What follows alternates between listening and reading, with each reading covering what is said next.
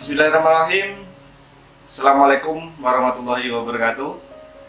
Untuk Sobat Craft semuanya, kali ini jumpa lagi bersama saya Hendrik dari Mahar 3D. Ingin berbincang-bincang dengan bintang tamu misteri guest kali ini. Ini bintang tamu kali ini saya hadirkan adalah salah satu dari crafter yang berada di Solo Raya, yang saat ini berusaha di bidang mahar pernikahan dan aneka seserahan dan juga kado yang mungkin lagi naik daun. Siapakah beliau? Langsung saja kita sambut rekan kita dari Sobat Craft.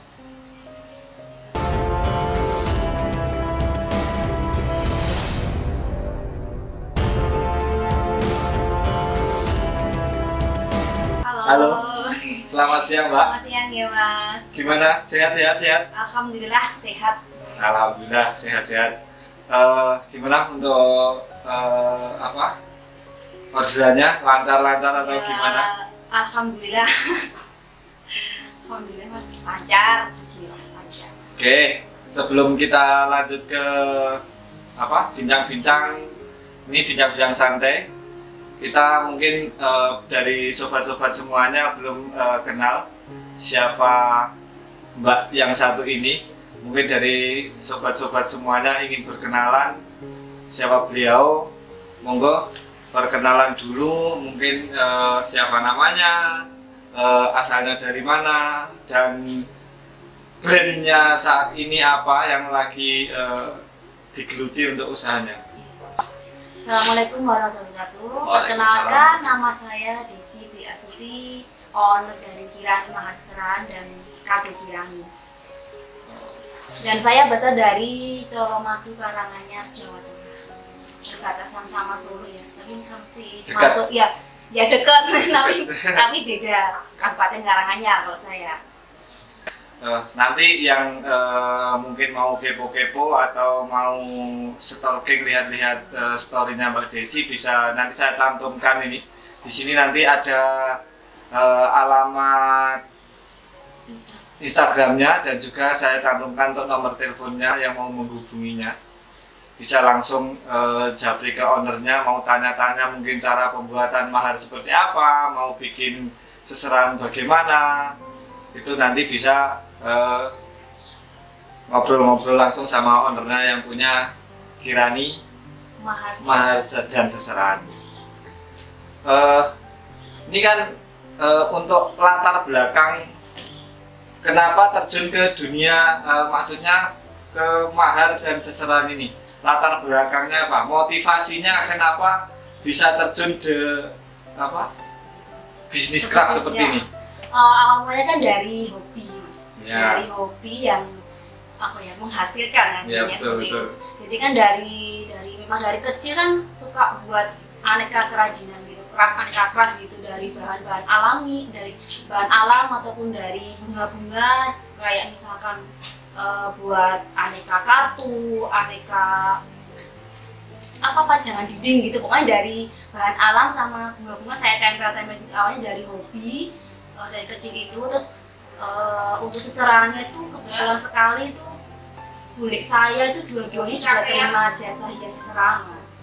Berarti Gitu. ada dari Iya, saudara. memang dari bakat seni dari keluarga ya, terutama dari keluarga itu saya, bakat seninya itu mengalami dari kakek saya.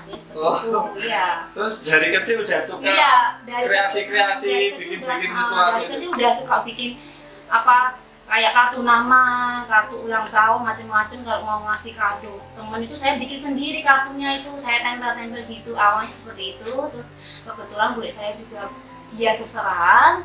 Terus kalau pulang sekolah, waktu SD itu kalau pulang sekolah pasti lihat mereka pas waktu hias gitu dibentuk-bentuk aneka macam hewan ya kalau zaman dulu ya, masuk seserahan itu ya.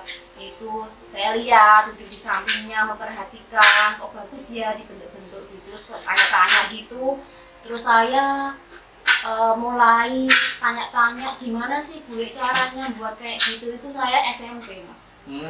Jadi dari awalnya SD itu saya cuma melihat sering melihat, terus SMP kok kayaknya tertarik ya, terus saya boleh gimana sih caranya bikin seperti ini, terus diajari, yo segini caranya gini-gini buat ikan dari kain brokat seperti ini. Ya udah berlanjut, terus akhirnya saya disuruh bantu. Bantu yo, akhirnya saya bantu tuh dari dulu tuh saya ingat sekali tuh saya dikasih duit saya itu 5.000 itu setelah zaman dulu banyak ya, banyak ya 5.000 itu banyak, beda sama sekarang. Nah itu dari situ belajar memperhatikan. Nah terus saya udah melek itu medsos itu dari zaman dulu udah searching Google zaman SMA. Udah terus saya mengikuti terus tren-tren perkembangan seserangan seperti apa sih. Itu belum mengenal mahar Mas, awalnya kan baru seserangan dulu. Itu seserangan dulu, tren-tren perkembangan seperti apa. Nah terus itu kan dari Google itu saya lihat tahu itu ada mahar, itu uang yang dibentuk dari Google. Itu zaman dulu kan belum ada Instagram, belum ada, cuma dari Google saya searching gitu. Nah terus akhirnya seperti ini dari bentuk-bentuk ya. Terus malah saya dulu pas nikahan saya malah cuma saya tempel biasa, jadi cuma saya jejer gitu, jadi nggak dibentuk-bentuk. Karena kan memang saya dulu suka mengoleksi uang kuno juga sampai dulu. Kolektor.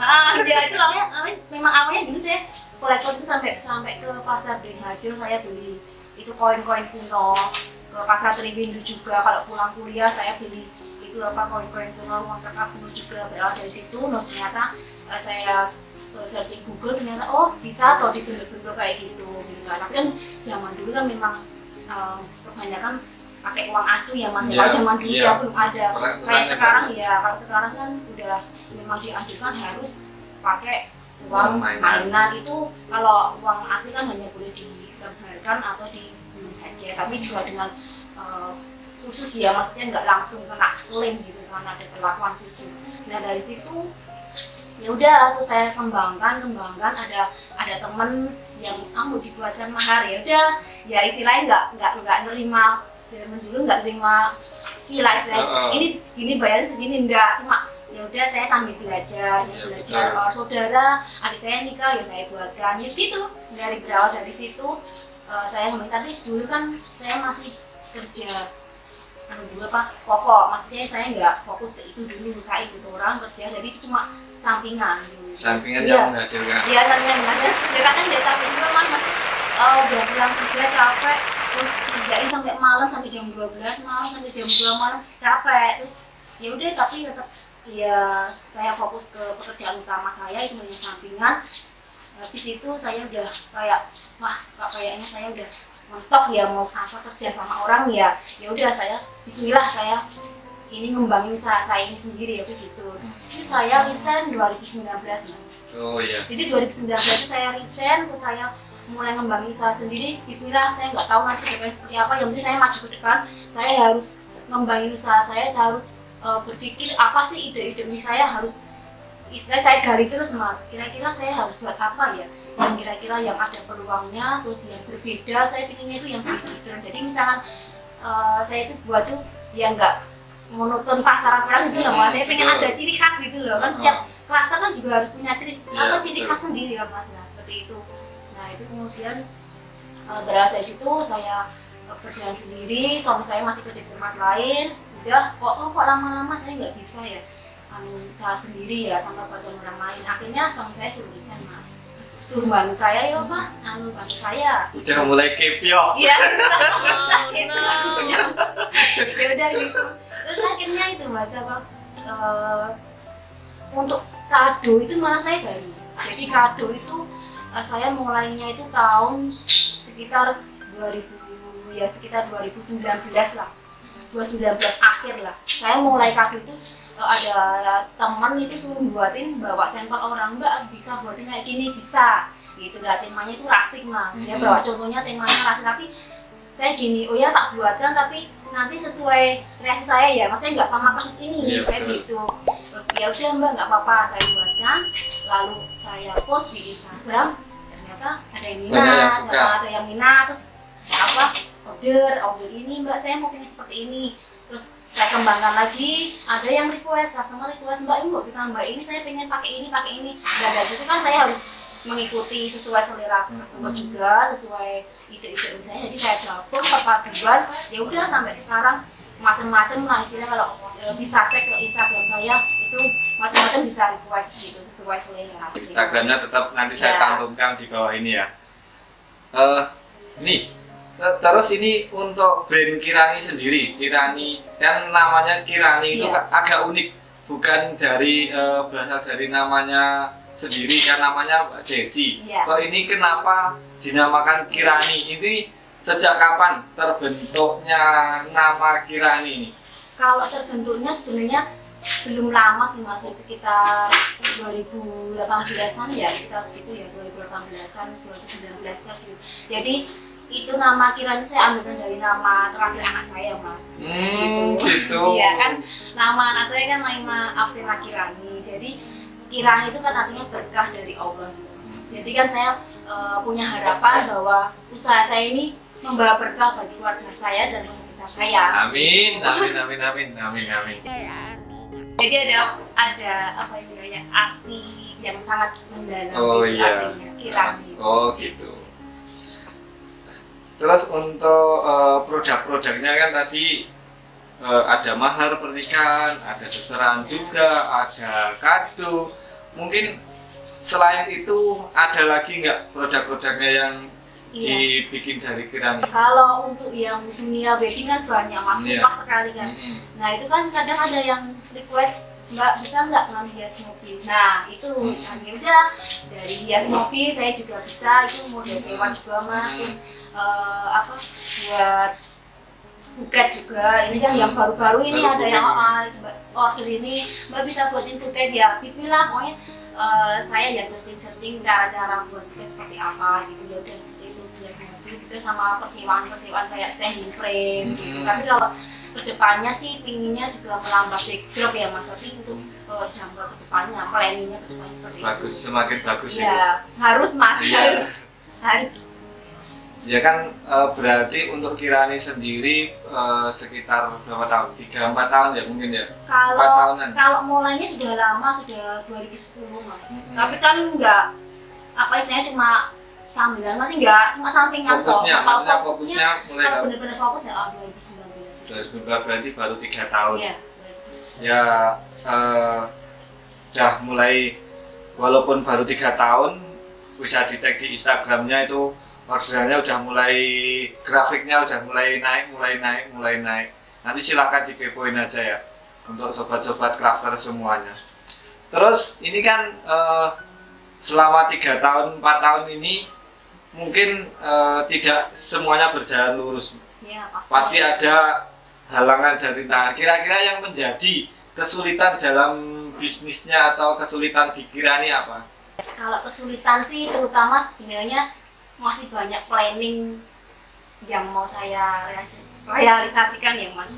Itu terutama memang modal Mas, terutama memang itu kesulitan saya memang di modal. Karena kan kalau kita mau merambah melebarkan saya, istilahnya itu kan harus butuh modal banyak.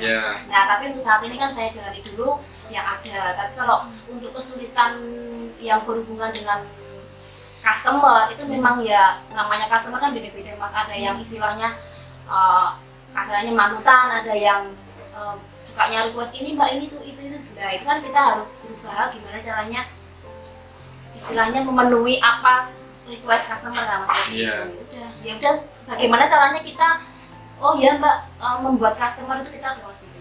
Seperti itu. Itu kan mungkin untuk modal itu rata-rata yang dialami oleh semua, mungkin hampir semua pelaku bisnis yang baru mulai atau belum lama untuk mengembangkan bisnisnya. Biasanya itu salah satu yang paling banyak dirasakan itu ya modal. Tapi itu kan modal itu untuk buat pengembangan bisnis sebenarnya. Tapi kalau ada orderan itu biasanya modal itu kebanyakan dari customer itu udah bisa dibuat modal. Iya bisa, DP gitu bisa. Kalau untuk mahar serahnya biasanya kita tarik dulu DP-nya gitu. Tapi kalau untuk kado kan biasanya bisa DP minimal 50% atau bayar lunas di depan. Tapi kadang ada juga yang mereka ada yang mungkin apa ya pernah ketipu mungkin ya, jadi mereka takut. Yaitu nanti saya bayarnya kalau sudah selesai Kak, mau siap kirim saya dikirimin fotonya baru saya bayar, itu juga ada. Berarti tidak harus DP, Enggak, yang penting ya percaya. Iya. Ini tadi kan apa Mbak Desi juga ngomong, maksudnya ini jadilah Kirani itu ada yang berbeda, maksudnya ada sesuatu yang ditonjolkan di Kirani.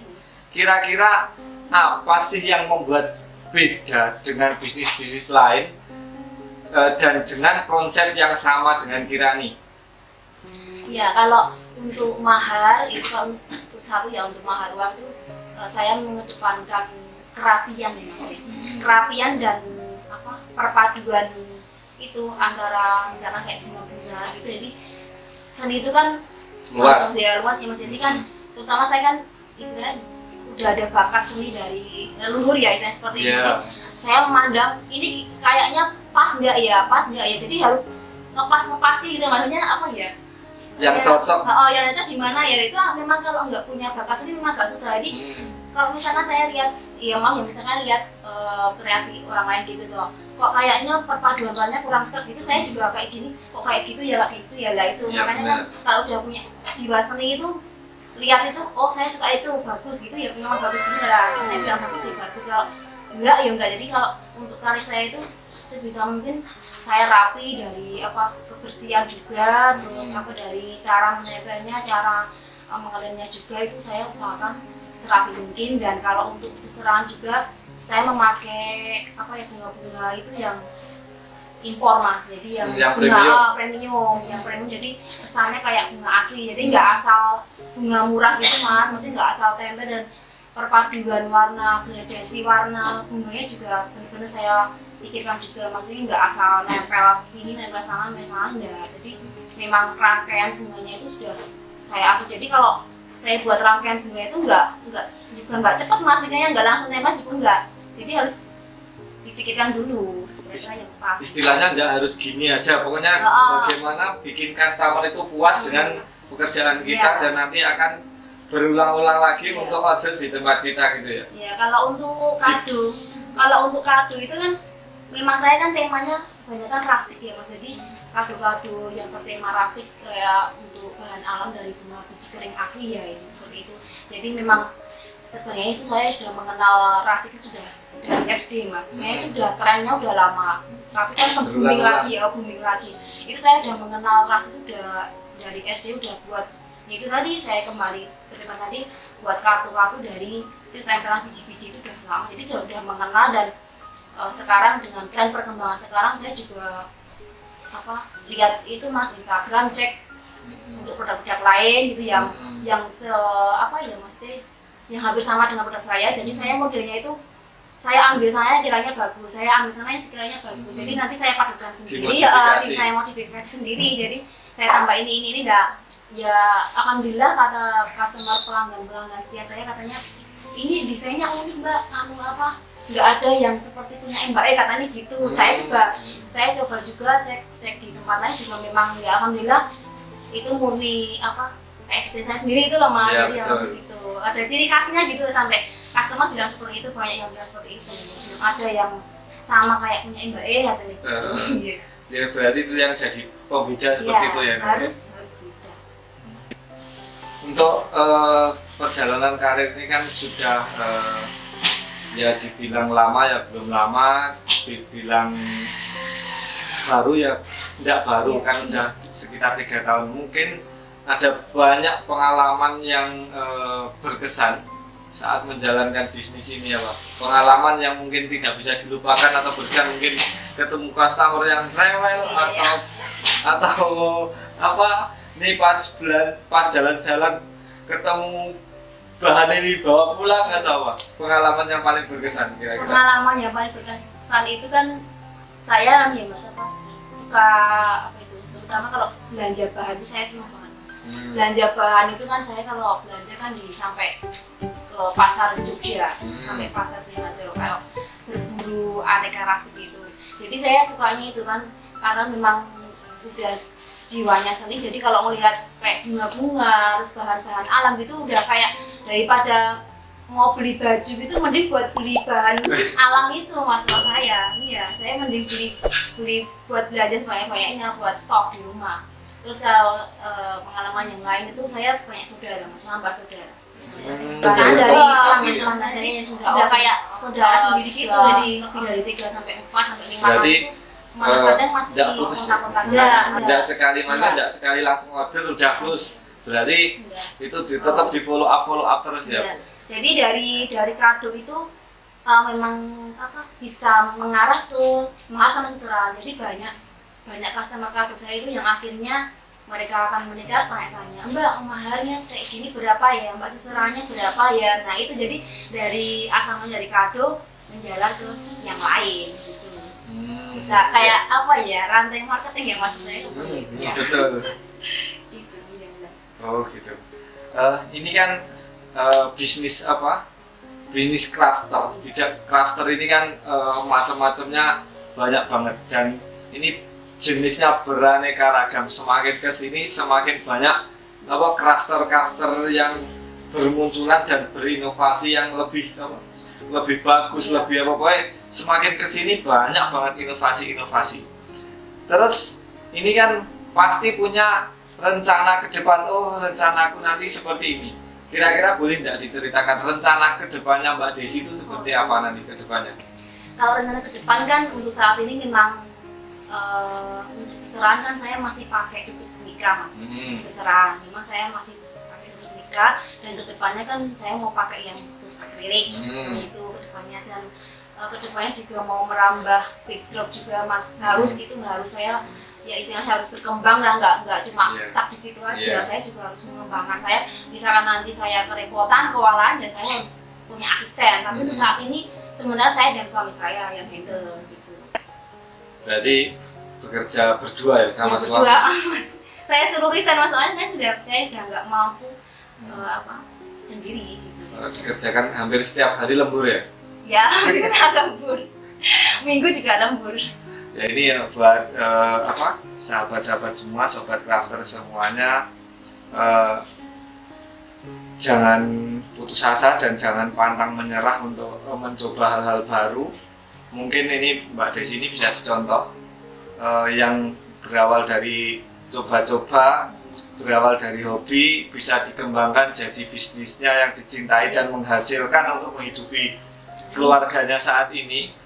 Berani untuk resign, beliaunya berani resign, dan juga suami juga berani resign untuk mengerjakan pesanan-pesanan yang sampai saat ini mungkin di listnya itu udah banyak banget. Kalau dilihat di listnya itu masih mungkin banyak banget. Dan hasilnya bisa dikepoin di IG-nya Kirani Mahar Seserahan nanti. Seperti itu untuk teman-teman atau sobat crafter semuanya. Ini mungkin Mbak Desi juga bisa menceritakan atau yang menjadi motivasinya saat ini masih bertahan di seserahan dan mahar ini yang menjadi motivasinya, dan mungkin ada pesan atau quote-quote yang masih diingat sampai saat ini.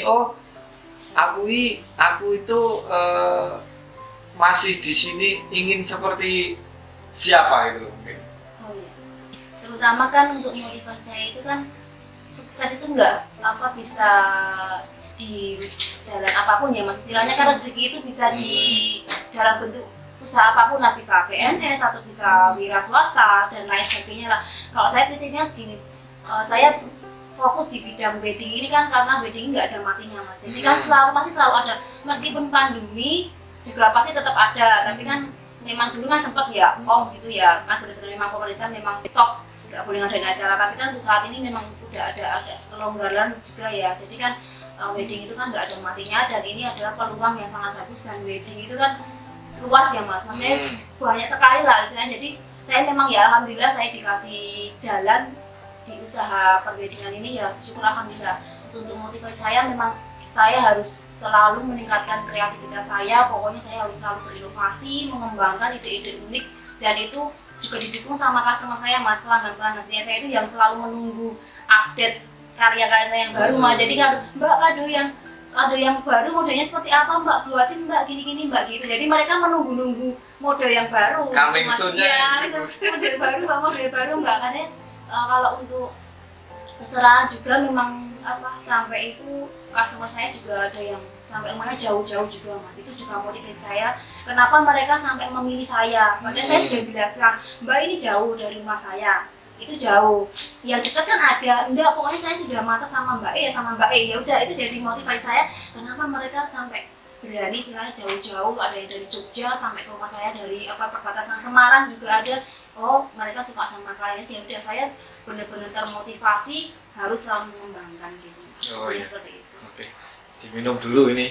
Pembicaraannya semakin hangat, mengalir semakin hangat.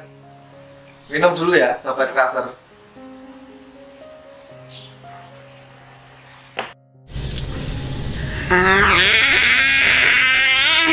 Ini kan semua crafter mungkin kemarin waktu terdampak pandemi ini semua dampaknya sangat besar sekali untuk semua crafter.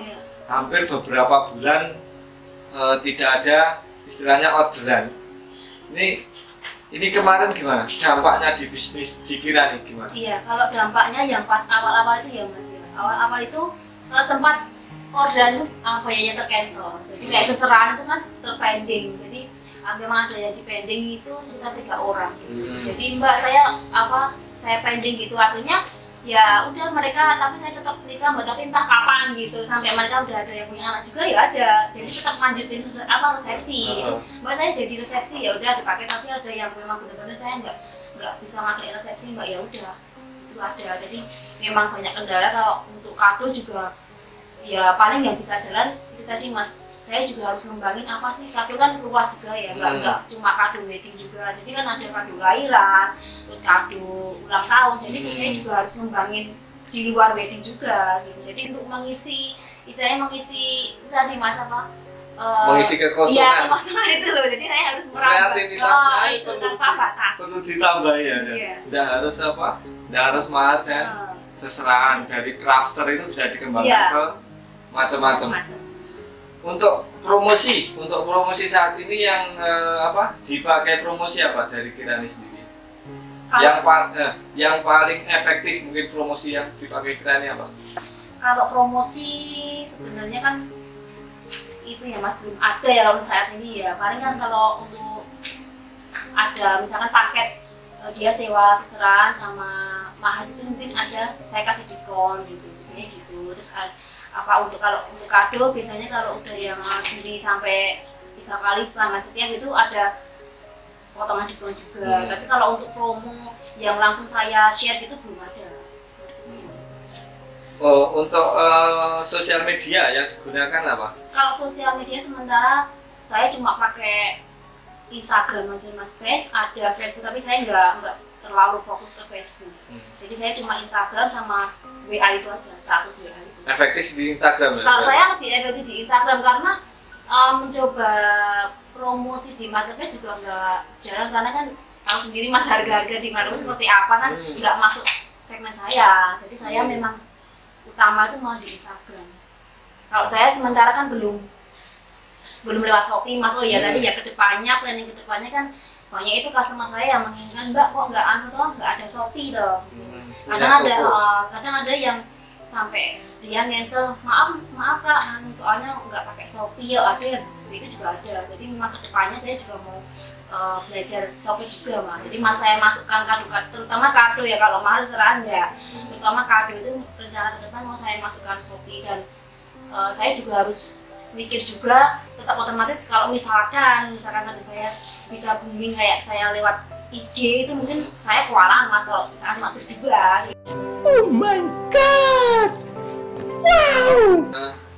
Terus gini, ini kan mau beranjak ke, mengarah ke Shopee, ke marketplace tentunya. Cuma karena marketplace itu kan mungkin banyak banget nanti untuk apa kompetitornya, kompetitor untuk tambah banyak dan tambah banyak lagi. Mensiasatinya gimana caranya nanti?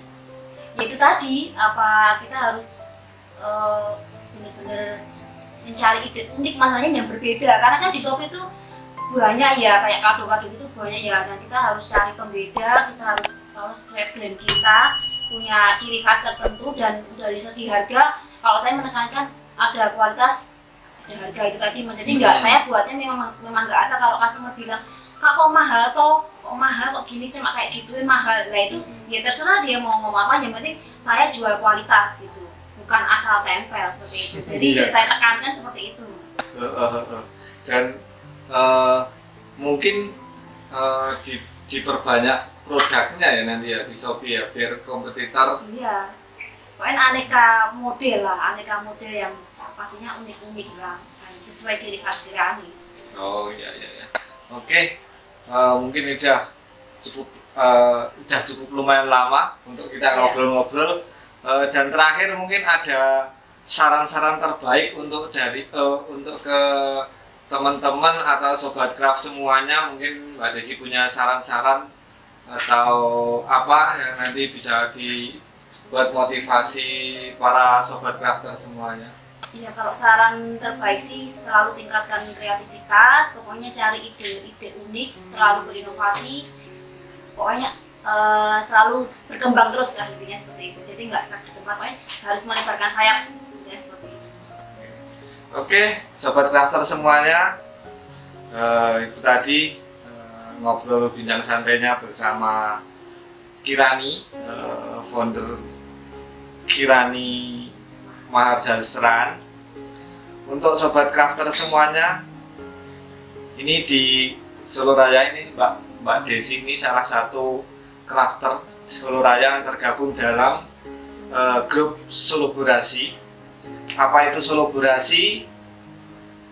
Soloborasi adalah salah satu grup yang grup crafter khususnya Maharjasran yang berada di Solo Raya, meliputi Solo, Sukoharjo, Wonogiri, Karanganyar, Klaten, Sragen, Boyolali. Yang mau bergabung dipersilahkan, mau belajar bareng atau mau chatting-chatting bisa. Jadi untuk saat ini diagendakan sering-sering bersilaturahmi. Kita mengadakan silaturahmi dalam artian keliling sesama crafter, pindah-pindah crafter. Nanti kita akan melakukan kegiatan rutin dari Soloborasi itu. Yang mau bergabung dipersilakan. Nanti saya cantumkan nomor telepon, bisa dihubungi di bawah ini. Nanti ada nomor telepon yang bisa dihubungi untuk yang mau bergabung ke Soloborasi. Seperti itu sobat crafter semuanya. Nanti saya akan mendatangkan bintang tamu yang lain dari Soloborasi yang mungkin bisa menginspirasi dari teman-teman semuanya. Salam sukses buat semuanya, sobat crafter semuanya. Sampai jumpa di lain waktu dan podcast yang lainnya. Dan saya akhiri sampai di sini. Wassalamualaikum warahmatullahi wabarakatuh.